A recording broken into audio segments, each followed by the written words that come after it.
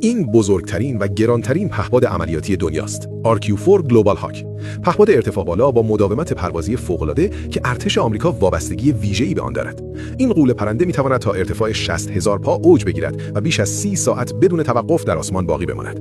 درست مثل یک ماهواره پرنده که از آن بالا بی‌وقفه اطلاعات حیاتی را جمع‌آوری می‌کند. مأموریت اصلی آن شناسایی، نظارت و جمع‌آوری اطلاعات راهبردی است. اما بخش بحث برانگیز ماجرا قیمت آن است. هزینه هر فروند بین 130 تا 220 میلیون دلار تخمین زده می‌شود، رقمی که حتی از قیمت بعضی جنگنده‌ها هم بالاتر است.